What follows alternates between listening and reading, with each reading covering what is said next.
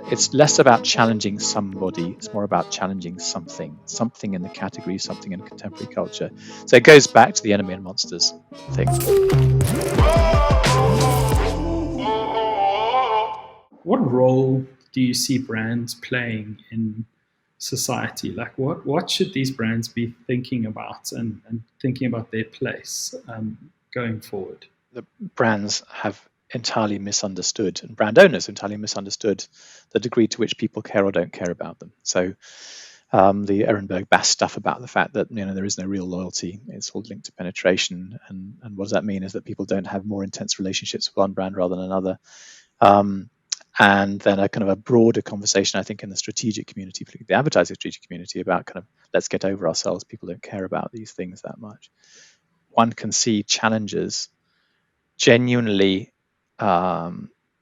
impacting the way that people think in maybe smaller ways than they would like, but nevertheless impacting the way that people think. So if I look at Oatly as a brand, really starting off as a way of repositioning oat milk in an interesting way, but then moving much more to be a champion of plant-based living and evidence of the fact that actually there isn't a kind of a taste compromise by switching from what you knew and love in dairy to plant-based alternatives to things like coffee. I do think it is possible for brands to be very different to be real change agents in that kind of way, in the way that people think. There's a lot of what's the right way to put it? I suppose controversy is strong about purpose, right? So there's some people say actually every brand needs to have a purpose, companies need to have a purpose, and there are others that saying actually purpose is not to be confused with positioning. Those are two different things, which I entirely agree with. But B also actually is completely bogus for most people because most companies don't really follow it through. I don't really. If you're interested in challenges, most of them are driven by a desire to challenge something and therefore a desire to make a positive change in the world. And I do think brands as a focus for teams of people who want to do that and make that impact are very positive entities. And whether they can make the impact they really want to, as I say, is more of a kind of question for discussion. But I believe in brands. I believe in the power of brands. I think that the conversation around what brands can and can't do is a very healthy one, but I think it's just leading to greater clarity and greater determination and greater energy. And I think within that, perhaps distinguishing between enemies and monsters. So, the thought that actually, Adidas may be my enemy, but the monster of environmental collapse is bigger than both of us and threatens our entire community. We both need to join together to fight that.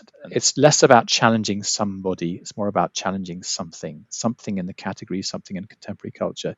So it goes back to the enemy and monsters thing. I think if you were to say 20 years ago, let's think about the great challenges, there were just these great battles every decade, so the 60s would have been Hertz against Avis against Hertz.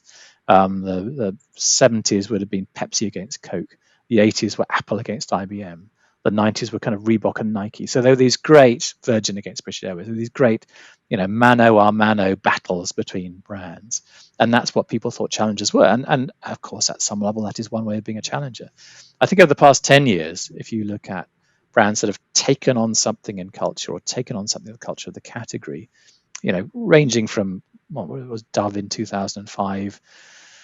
I think Kalula was a kind of a great challenger in the South African market. It's probably off the pace a bit now, but it's had that kind of same kind of focus and energy all the way through to brands like Oatly now, who are taking on our relationship with dairy and why we actually don't need that relationship with dairy anymore to get the goodness and the protein that we used to get out of milk and cows.